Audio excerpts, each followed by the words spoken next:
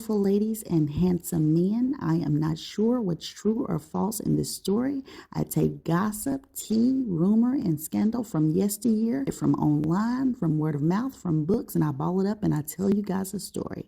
Now, let's get to it. Let me run this native ad back for y'all one more time. Now, y'all know that Ashley is finna get y'all right. And honey, I don't know if y'all hear the birds chirping in the background, but they got a reason because my native came in and my skin is silky smooth. I got the powder and cotton, the citrus and herbal musk, and the sandalwood and shea butter. And let's not forget about the deodorant, honey and white oak. And all of these products not only clean me up, baby, they smell so good. Watch how it gets lathered up all over my skin. Look at the froth, the bubbles, and it doesn't leave any residue.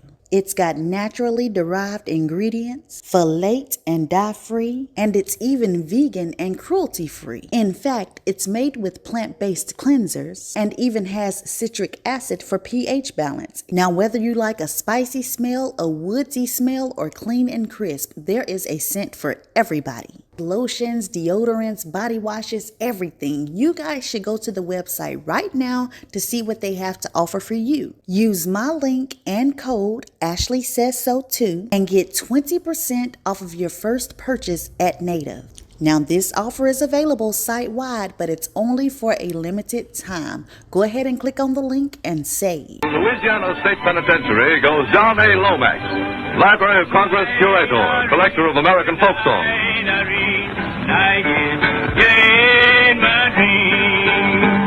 Just once more, Leadbelly. Irene, good night. Irene, good night. Good night, Irene. Good night, Irene. Night is Jane Marie.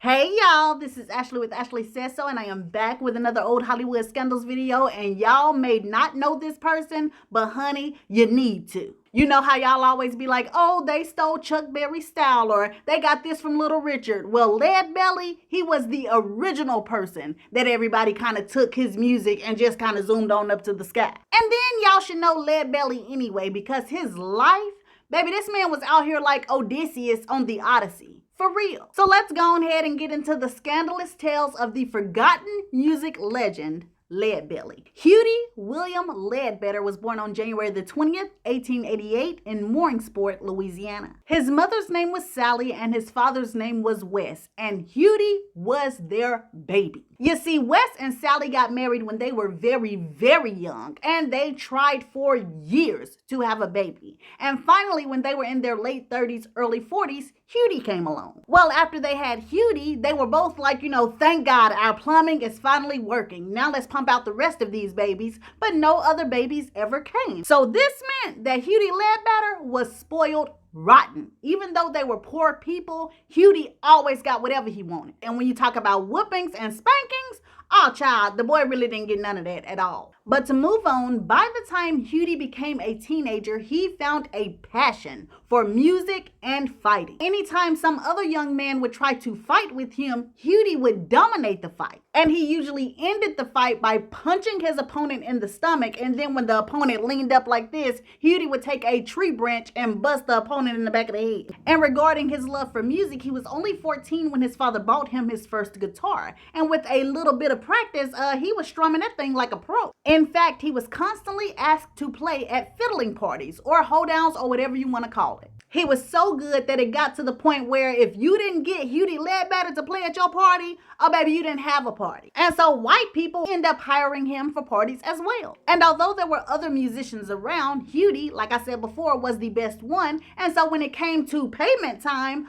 he was usually the highest earner. And so you got this big brawny boy walking around winning every fight. He's playing the best at all of these doggone parties, and he's the highest paid. Y'all know what happened. Cha, the women was cocking their legs up when the boy walked by. And Hughie, by this time 16 years old, wasn't turning nothing down and caused multiple fights about whose man he was. Now, while Hughie was living this life of parties and mannish pleasures, his parents were none too pleased. And then on top of his nighttime life, he started to stress his parents out even more when he started to get in trouble with the law. And so his father and mother tell him, son, you are doing the most. You acting up, you getting in trouble, you really need to straighten up. But by this time, Hughie Ledbetter is 18 years old. You know, he feel like he grown, he knows it all, and he don't want to straighten up. He wants to live the life of a musician. So he tells his parents, you ain't got to worry about the law getting on me or nothing else, because I'm about to go be a big music man. I'm going to Fannin Street. And what he was talking about was the high and mighty Fannin Street in Shreveport, Louisiana. See, in the early 1900s, Fannin Street was where it was at. There was a whorehouse on every corner, bars everywhere, saloons for people to gamble in, movie houses to see the latest picture show. It really was the equivalent of a Las Vegas Strip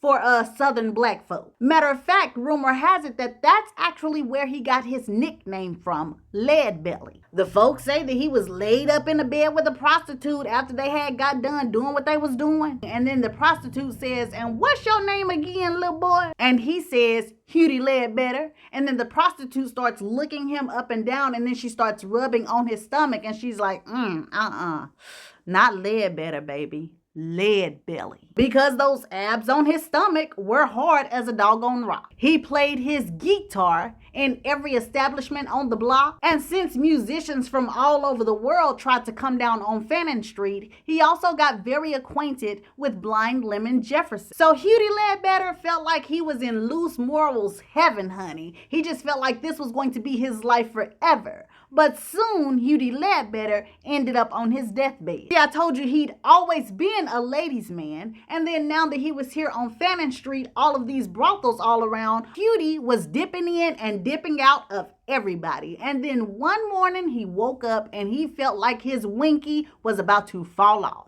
It had become swollen with a nasty discharge coming from it. His testicles swelled up and were sensitive to the touch. His stomach even started hurting. He started to have nausea, stomach cramps, high fever. It was clear that Hughie Ledbetter had been out here doing too much, and now it had caught up with him. His mother and father heard about his predicament, and of course they rushed to get their baby home. And then he sat at home for about 6 months on his deathbed. They thought he was going to die. But allegedly, a lady that the locals were calling Granny Hoodoo came around to the house, and she mixed up a mixture called Lafayette mixture. And she gave it to Hughie to drink, and within a couple of days, he was feeling much better. Now, this near-death STD scared Hughie so bad that once he was healed, honey, he woke up with the glory of God running through his veins. He told his mama and daddy he was through with the world. He wanted to live right. You know, he may even become a preacher. That next Sunday, he went to church. He stood up in front of the pastor and he told the pastor, I want to give my life to God.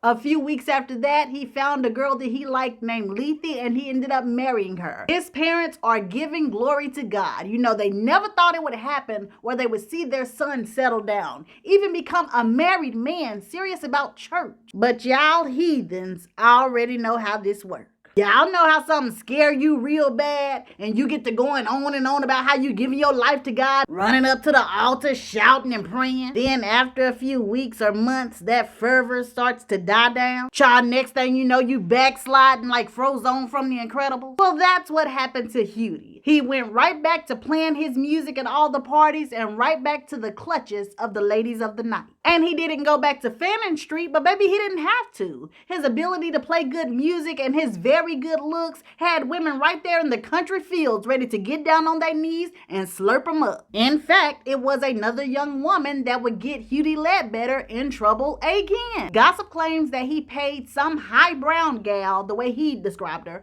a high brown gal, $5 for some of her time. Well, after he paid her, something happened and he had to get back home to his wife. The next day, he came back around behind the girl's parents' house, because that's where this girl got down, behind her parents' house. He came around there and he saw the girl, but she was with another guy. And Hughie doesn't trip. You know, this ain't his girl. This is a community girl, so whatever. He just tells the girl, I need my $5 back then. No, you're not getting nothing back. You gave me that money. And Hughie says, okay. And he walks away, or he acts like he walks away. In reality, he goes and hides behind some trees and he waits for the guy to leave, and then the girl starts walking around her house. As soon as she walks past Hughie, he grabs a thin piece of wood and wham! hits the girl across her back. The girl is like, stop, please! But he keeps on swinging. And when Hudie told the story, he said he swung so much and so hard that he actually beat this girl's dress off of her. Hudie is arrested. He is sentenced to around 6 years, I think. And as soon as he gets to prison, Hudie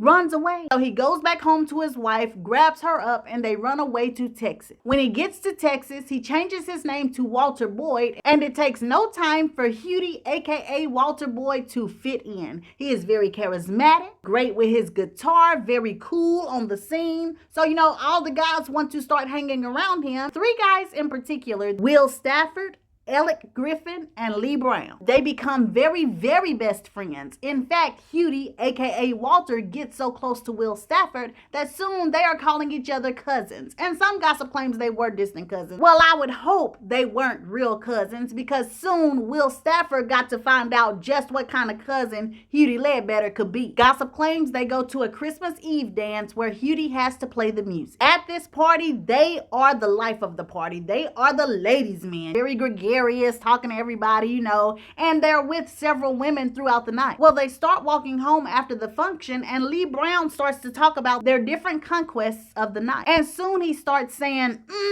Walter, what about that time you went outside to pee and that girl we all know real well was out there with you? And Hudie, aka Walter, is like, no, man, I don't remember that. I don't remember that. But Lee Brown keeps talking. Oh, man, you know who I'm talking about. You know that girl that was standing outside, and as soon as you whipped out your snake to pee, she was just begging for it. It ain't your fault you had to give her some of it. And Hudie, aka Walter, is like, shit, man, I don't know. You might got me mixed up, dude. I don't know. Well, Lee Brown keeps talking, and as he keeps talking, Will Stafford starts to think. He remembered seeing his girl sitting outside of the saloon several times during the night. So it dawns on him that Hudie, aka Walter, aka his play cousin, has went outside of the saloon and smashed his girl. And immediately Will Stafford pushes Hudie, and he pulls a pistol from behind, and he starts trying to shoot Hudie. And Hudie knocks it out of his hand. He gets the pistol in his own hands, and he shoots Will dead. And so Hudie Ledbetter, who just ran away from home from being in trouble, is now in trouble with the law again. Law enforcement gets him, he is tried, and he is sentenced to 7 to 30 years. Hudie goes to prison again, and within the first week, breaks out running. He was running for about a total of 3 days, and this whole 3 days, the hound dogs and the guards were behind him on his trail. And then on the 3rd day, he made it to a riverbank. He jumps into the river, but he cannot swim fast. In fact, he could not swim at all. So one of the hounds catches up to him and jumps in the water with him. Well, Hudie takes the hound and chokes it out, breaks its neck, and then kind of holds it underwater to drown it just to make sure it was completely dead. But child, he could have just left that dog living, because by the time he did that, all of the other dogs had shown up, as well as some of the guards. And so Hudie knows he can't swim, but he chooses to walk across the bottom of the river. And by this point, he's just like, I don't care if I die. I don't want to go back to prison. Well, he walks for as long as he can on the bottom of the river, and then he does drown. Then I'm guessing he woke up telling some, God, is that you? And somebody said no and cracked him across the face with a gun, because gossip claims that they wouldn't even let him drown. Said one of the guards dived into the river, pulled him out, and brought him back to life. Well, to move on with the story, some of the old heads in the prison basically sat him down and told him the easiest way to serve your time is to become one of their boys. They told Hudie that he needed to be sure to say yes, that he needed to do everything that the guards asked. So Hudie took the OG's advice, and he did start to become the best, mannerable, mindful prisoner. Soon the warden allows him to have his guitar, and they allow him to give shows to the other prisoners. And before long, he's also giving shows to the guards. And then the guards start to bring their families. He became so well known for this. And soon the governor, Pat Neff, heard about it and wanted Hudie to put on a show for him and his family. And Hudie Ledbetter, who ain't ever been stupid, makes up a song asking Governor Pat Neff to set him free. Please, Governor Neff, be good and kind. If I don't get a partner, will you cut my time? Please, Governor Neff, be good and kind. If I don't get a partner, will you cut my time? And the governor, who is genuinely impressed by the ingenuity of Hughie Ledbetter, kind of tells him, you know, boy, I can't let you go. And then he says, but I tell you what, on my last day of office before I leave, I will have a pardon on my desk just for you. And then Governor Neff goes on about his way. Hughie has made a complete fool of himself, especially in front of the other black inmates that watched him sing. And everywhere he walks around the prison, people are whispering, look at that dumb nigga.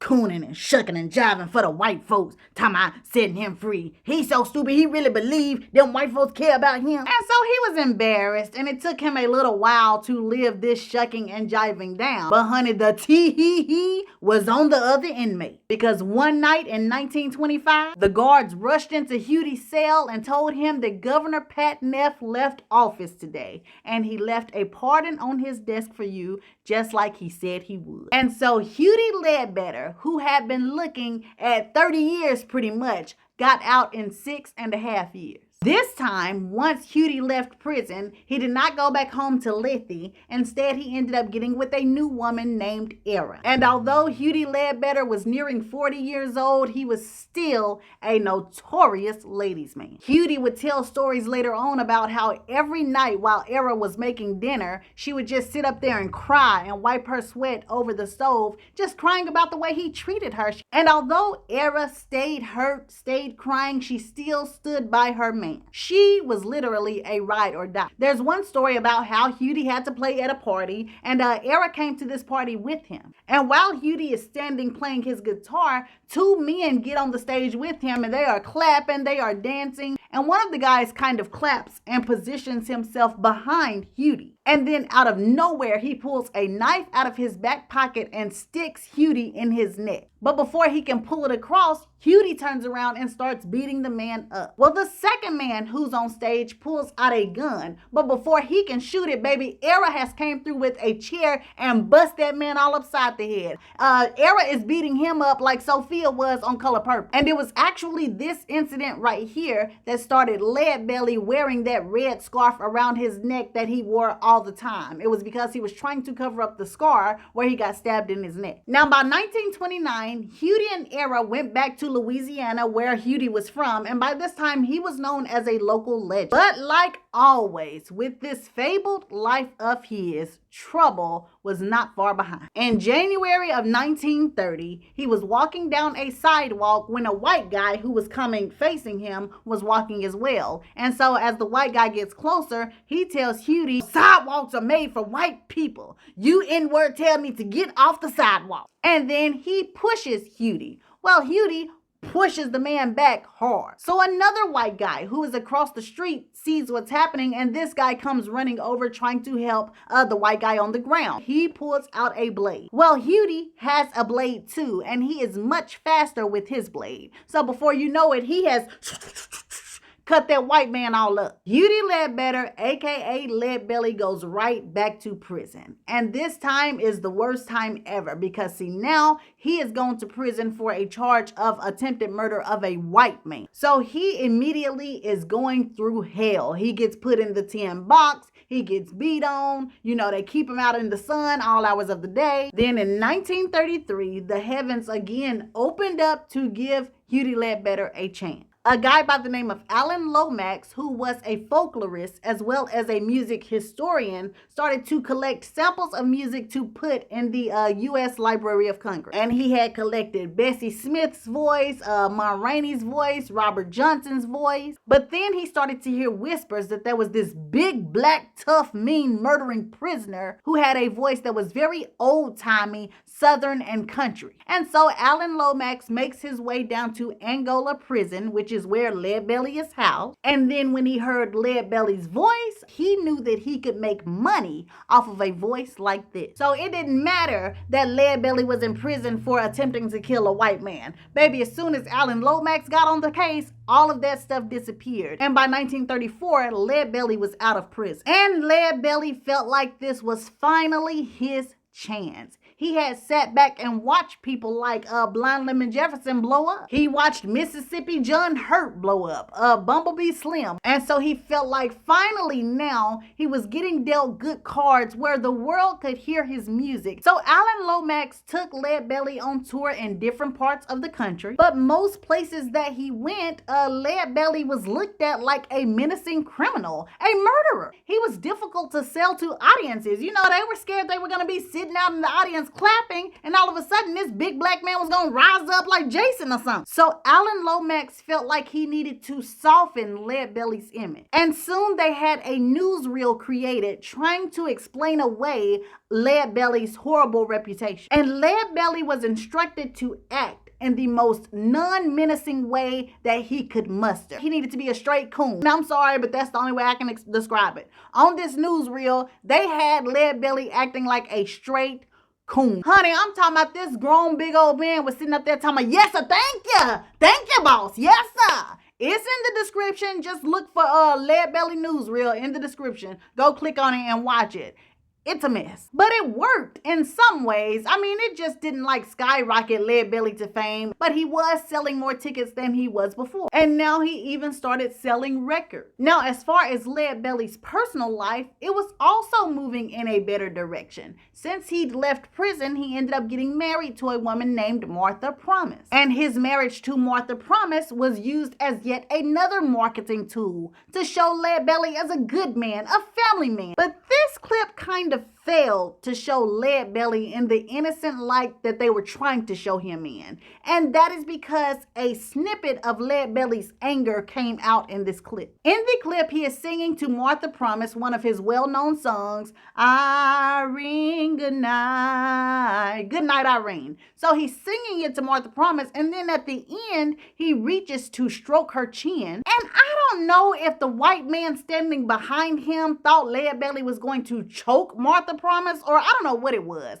But for some reason, while Leadbelly is reaching out to stroke his wife's chin, this white man comes out of nowhere and kind of just palms the back of his head and kind of moves his head around. And so Leadbelly immediately latches on his wife's chin like this. It was really, really weird and really, really strange. And I think he just couldn't help himself. Like, I think his reflexes just became angry. And when he felt somebody kind of palming his head like that, he just kind of mushed her chin. But anyways, it's also in the description. If you guys don't want to watch the whole video, just kind of fast forward it to the end and you will see where he grips this woman's face. But to move along, these newsreels did what they could to help Leadbelly show him in a new light. But although his ticket sales were more, his record sales were really not going anywhere.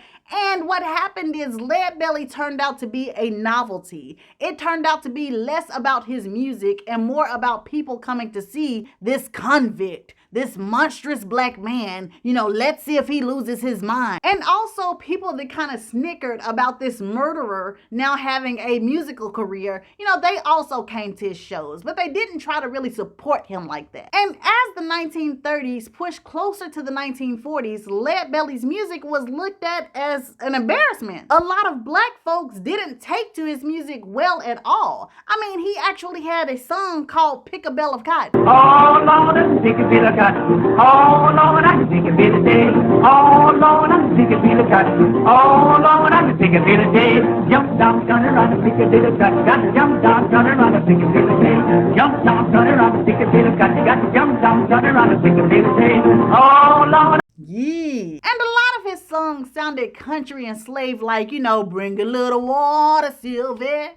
Bring a little, you know, but for Leadbelly, this was his music. He grew up in the deep, poor South. These are the songs that he heard. And so for him, he didn't understand all this black stereotype stuff and stuff like that. All he knew is these were the songs he heard growing up, and this is the songs that he sang. For the majority of people, Leadbelly's songs were just too old-fashioned. So Leadbelly could still book shows, but mostly he was frustrated, and then trouble showed up once again. It was 1939, and by this time, Martha Promise and Leadbelly were living in Manhattan. Well, one night, Leadbelly had come home from playing a show, and he caught a man either sneaking into into the window with Martha Promise or sneaking out of the window. Leadbelly rushes upstairs, grabs his knife, and stabs this guy 16 times. He did another prison stint, but I think once again he was able to get out in just a few years. Now that it was the early 1940s, he once again tried to move forward with his music career. None of that stuff ever panned out. And if he just lived about 20 years longer than what he did, he would have seen his songs shoot up to fame because the Beatles recorded some of his music. Ram Jam definitely took one of his songs and made it #1. That whoa, Black Betty, bam the lamb, whoa, Black Betty. Ram Jam took that all the way up. Even as late as 1990s, Kurt Cobain from Nirvana sang one of Leadbelly's songs. That song is called Black Girl, and it is one of my favorite songs by Leadbelly, but Kurt Cobain sang a version called My Girl. So again, his music did sell millions of records, but once again, he did not live long enough to see it. In fact, Leadbelly died on December the 6th, 1949. Gossip claims of some sort of bone infection. He was only 61 years old. Gordon Parks ended up making a movie about Leadbelly. This movie came out in the 1970s. If you guys want to watch it, it is on Prime. But anyways, this is the end on the scandalous tale of the legendary fabled life of Leadbelly. Thank you guys so much. If you enjoyed it, go ahead and like the video. If you are new here or if you just be sitting here, go ahead and subscribe. I will see you guys again on the next video. Bye.